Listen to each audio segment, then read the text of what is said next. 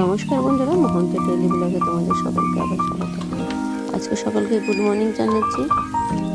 আমি এই ভিডিওটা প্রথমেই করে ফেলেছিলাম। দেখো, সবার তো আর জানা থাকে না যে এখন সকাল হলো মানে আমার যে সারাদিন কেমন যাবে সেটা কিন্তু সব দিন বোঝা যায় না।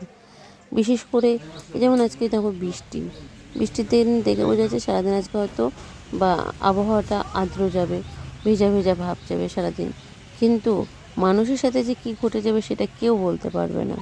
সেরকমই আজকের ভিডিওটা আমি এই ভিডিওটা আমি শুরু করেছিলাম যে আজকে আমি সারাদিন অনেকদিন ভিডিও দিনই দেখে ব্লগ করবো ভেবেই সারাদিনের ভিডিও শুরু করতে চলেছিলাম। সকালে বাসি কাজও সারলাম, এদিকে বৃষ্টি হচ্ছে, স্নান মানে হচ্ছে। তার আগের দিন যেহেতু মালদা থেকে ফিরেছিলাম, সেই জামা কাপড়গুলো আমি ঘরেই মেলে রেখেছিলাম, সেগুলো আমি গুছিয়ে নিলাম।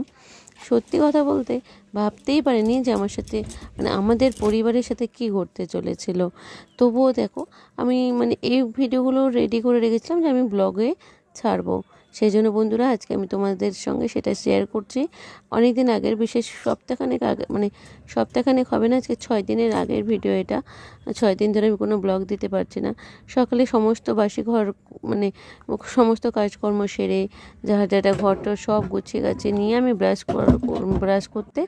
ব্রাশ নিয়ে সাবান শ্যাম্পু নিয়ে স্নান করে চলে এলাম। এসে সিঁদুর সবই পরলাম। সিঁদুর পরে টরে নিয়ে এই মুহূর্তে একটা ঘটে গেল এমন একটা ঘটনা, যেটা তোমাদের মানে বলতে কষ্ট হলেও বলতে হচ্ছে। কারণ হচ্ছে ভীষণ একটা খারাপ দিন গেছে আজকে আমাদের এই দিনটাতে।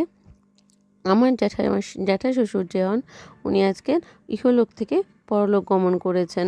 তাই আমাদের নিয়ম অনুসারে আজকে সারাদিন অনেকটা সময় পার হয়ে গেছিলো যাওয়ার পরে। সেদিন তো আর আমাদের খাওয়া দাওয়া হয়নি, এটা আমি পরের দিন শ্যুট করেছি, যেদিন হয়তো সকালবেলাতে সাবু মাখা আমরা খেয়েছিলাম। যেহেতু সেদিনের আর সারাদিন কোনো আমি ভিডিও শ্যুট করি, স্বাভাবিক করা উচিতও নয়, করতে পারার মানসিকতাও নেই।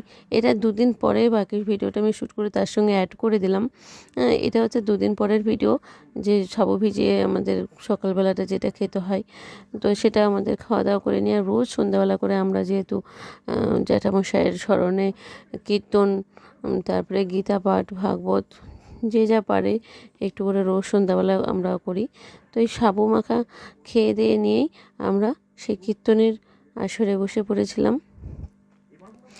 আর বন্ধুরা, আমার ভিডিওটা কেমন লাগলো জানাবে। আরও বাকি ব্লগগুলো আমি ছাড়বো একটু একটু করে, হয়তো এর মধ্যে একটু একটু সমস্যা হতে পারে। প্লিজ আমাকে একটু সাপোর্ট করো। আর সবাই ভালো থেকো, সাবস্ক্রাইব করে দিও আমার চ্যানেল।